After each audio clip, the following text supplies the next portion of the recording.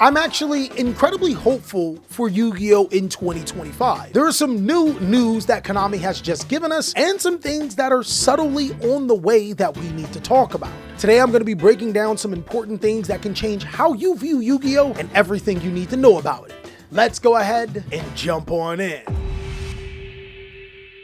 What's going on with ya, big dog? And it is an amazing day for Yu-Gi-Oh! I hope that's your day phenomenal. But if it isn't, don't let what happened at the beginning of your day ruin the rest of your day. So there's a couple of things that I want to talk about in this video, and I think that 2025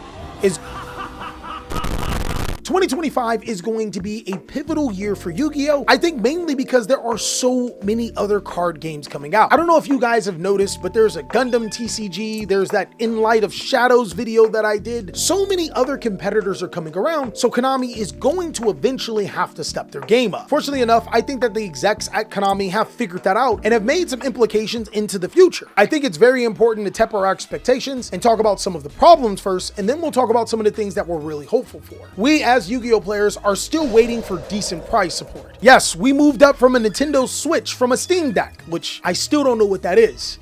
And we also get dice now, which, I mean, the dice do look cool. I mean, maybe because I like orange. Just really quickly, I want to know what would the community like to see as a total for prizes that aren't money and doesn't require Konami to drop a lot of money. Keep in mind, they do actually watch these videos.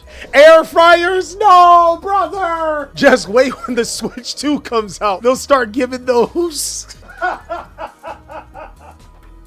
Hey, don't lie, I do want to Switch too. Yeah, some people think that I got beef with Konami. I got beef with the things that they do, but the people that work there are pretty amazing. I talk to them a lot. Actually playable, good prize cards. I think that alternative arts or maybe even a certain rarity of some playable Yu-Gi-Oh! Cards should be the bare minimum, and it's something that Konami can do without breaking the bank. Cash prize. Oh, Ultron, we just said no cash prizes! At this point in time, I'm inclined to believe that Konami could give you guys a trip to Paris, and you guys would still say, it's not cash prizes. I think looking at Disney's Lorcana, some of the prizes that they get are actually pretty crazy. Just for making the top gut, you get particular cards that are worth a decent amount of money. That's where the alternate art thing came from. Overall, I do think that they're going in the right direction when it comes to giving us more stuff, but I think they can be a little bit more liberal with the things that they give out. Perhaps everyone that makes top cut gets dice in a booster box, as well as that little frame thing with actual stuff in it. Tangible progression awards implement a point-based ranking system where players can earn awards cumulatively over the season. Points for participating in locals, regionals, YCS, and other events. Redeem points for exclusive prizes like playmats, card sleeves, deck boxes, and even travel vouchers. Yo! Hey, who is this guy? Who is this guy? Y'all need to hire him. That man cooking, bro.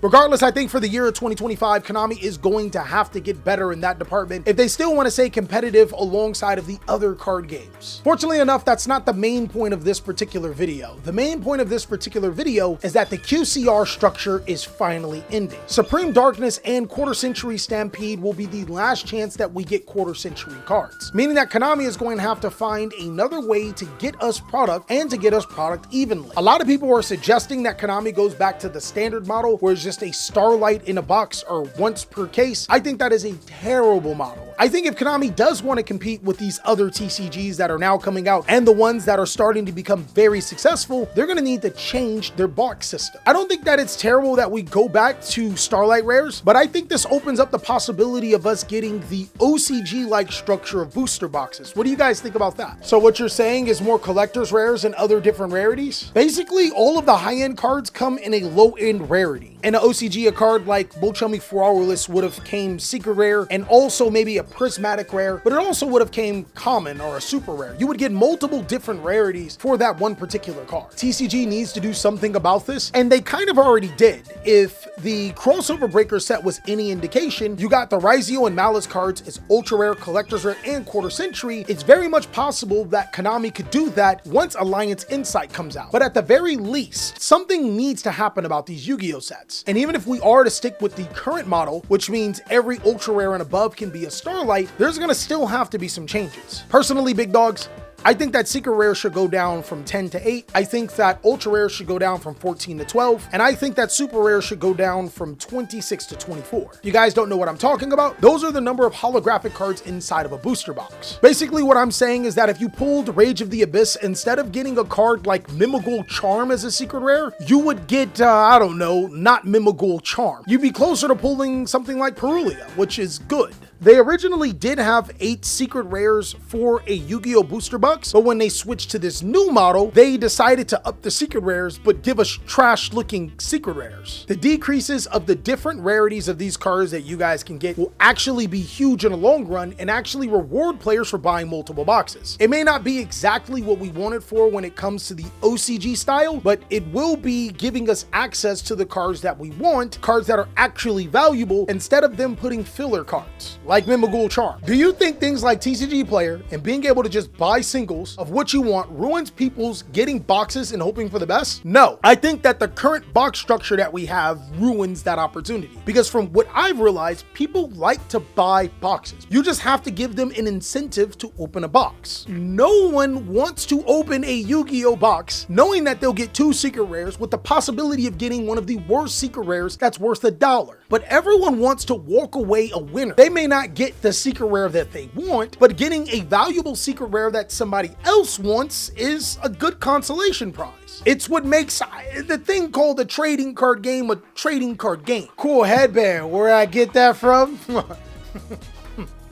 None of stay. Big dogs, I got this headband from BelieveItOrNot.com. I got my favorite character, Neferpitou, on there. I got my other favorite characters on here. I don't want to say who my other favorite characters on here because you guys will judge me. But you guys can go ahead and go to BelieveItOrNot.com and get your headbands today. I use it when I need a haircut, which is this week. Don't forget your Raven Wing sleeves are well. I mean, big dog, they're only phenomenal. I think another thing that Konami can do to keep up pace with the other TCGs that are coming out in 2025, actually make the Premier cards worth it. I hate to pick on Mimigul Charm, but what do you guys think about that for a Premier? The Premier cards are a complete joke, but there is a way to fix this. My suggestion is that every single Premier card should be a chase card. Imagine if it was Molchummy Perulia, except we're not going to make it the same rarity you could get inside of a set. I think that the Premier cards should be a rarity that you can't get inside of the set. For example, if it were Molchummy Perulia or Molchummy Fraulis, it would be a Prismatic Collector's Rare, or maybe even an Ultimate Rare or a Ghost Rare. That would probably give people an incentive to actually make the Premier event a Premier event. I don't know about you guys, but when I go to my Premier events, I get my packs, I open them, I trade, and that's it. Entering the tournament has no incentive. Actually enjoying the Premier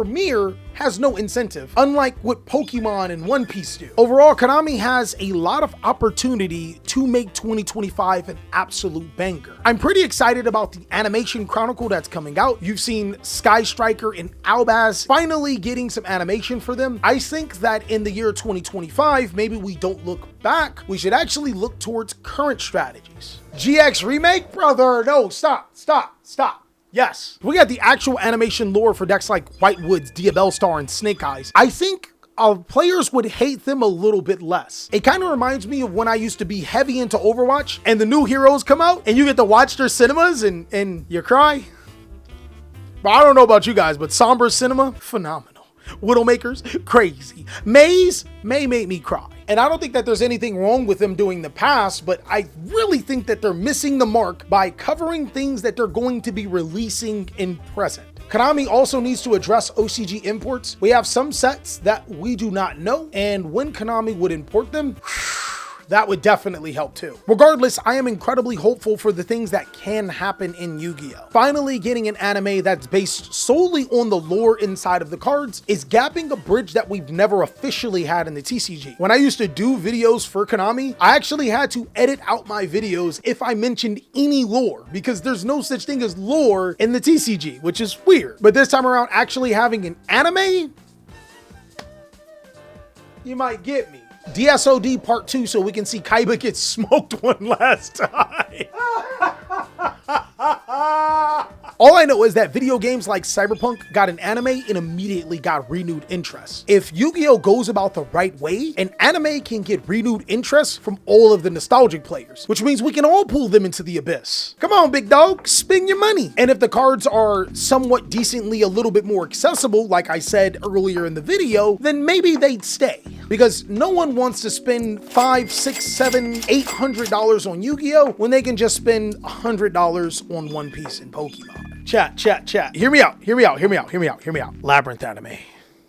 They'll call it The Milkers and Mommy. I'll be the main character, guys. It'll be a harem isekai, and me and Lady Labyrinth, we gon' run the castle. All right, the castle. Yeah. Now, personally, I think the rating will be a little high. You guys couldn't watch it under the age of 25. I don't want y'all being exposed to that type of stuff right there. You know, I'm looking out for you. Looking out for you. You think the anime with all the new characters and stories will be better than bringing back Dark Side of Dimensions, Yugi and Konami with a enemies and stories? Callie the Gooner, grade 8 Gooner. I'm not gooning! Y'all want a Malice anime. I want a Mommy Milkers anime. We two different species right now. I think with how much Yugi and Kaiba cards we've been having reprinted, I'm not sure, but that probably says a lot about the old school Yu-Gi-Oh. Who do you think is gonna be annoying with lore? Branded players or Visas players? Branded players, easily. To be honest, the anime with the iconic characters ended with Takahashi. It's time for a new breath of fresh air with card lore. I think Mori has a really good point. Buster Blader, Dragon, anime. We don't like your kind around here. Your dragons is already doing too much. Now that dragon right there, Buster Rope, that's one of the good ones. Oh, you guys are doing too much.